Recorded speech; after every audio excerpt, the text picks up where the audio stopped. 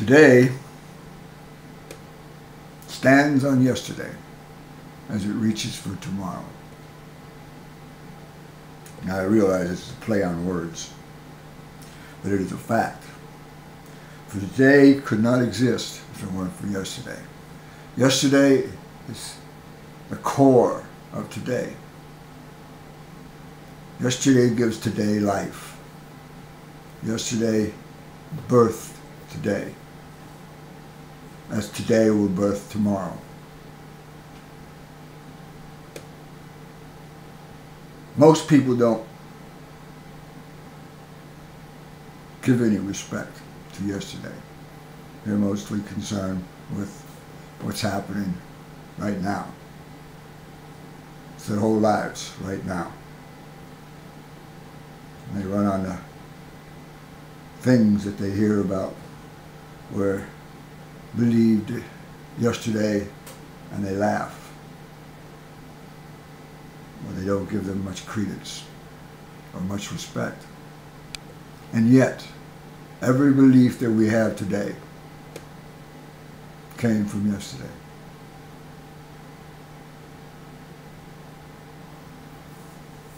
Most people, when they think of the past, they can only go back a couple of generations.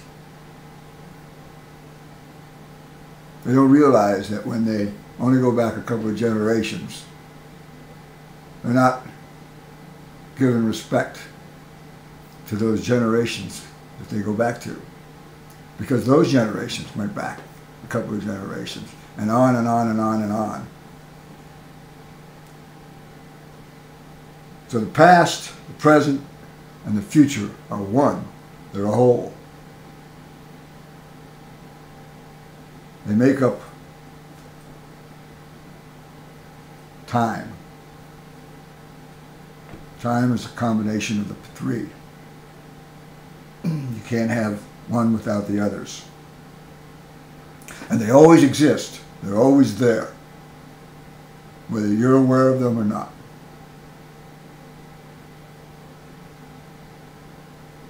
So humanity has a past.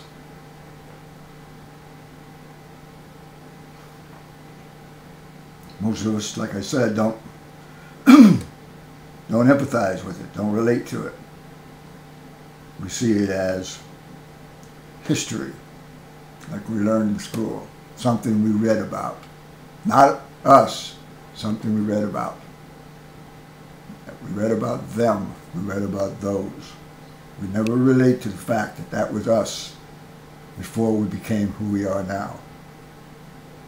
We always see them as something separate. As we see the past,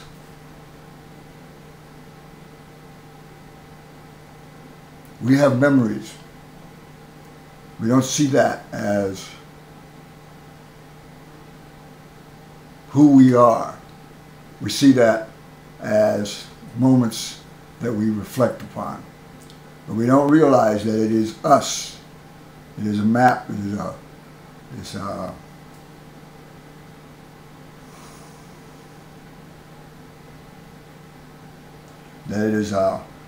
that it is part of us that allows us to be who we are now.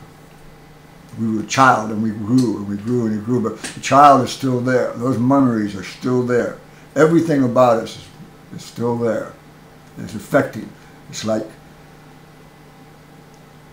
the first thought was the foundation. The second thought grew around it. The third thought grew around it. The fourth thought grew around it, and on and on and on until we are who we are, like an onion. And tomorrow there'll be another layer, and another layer.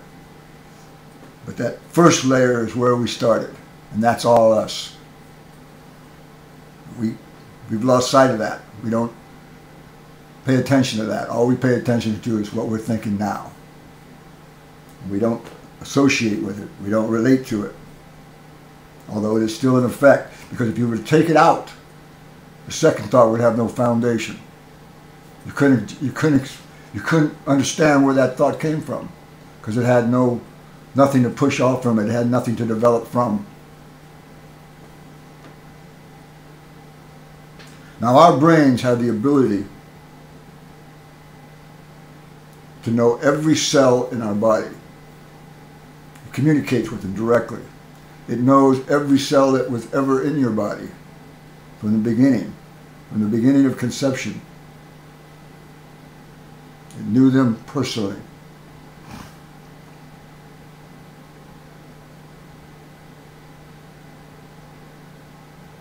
And we belong to creation. And creation has a memory also.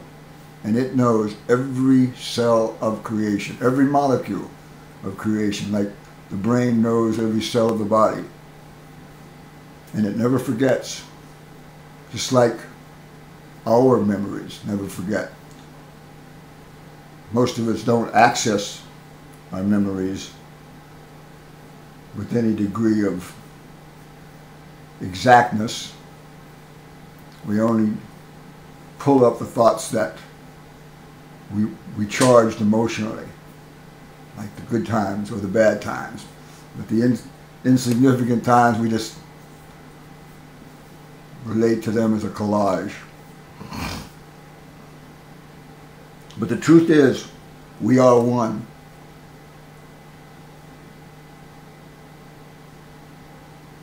I could not exist without you, and you could not exist without me. No matter how much you don't think so. It would be like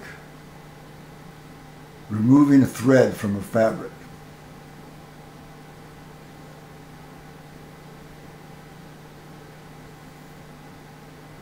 Now, there are not many people that think to that depth.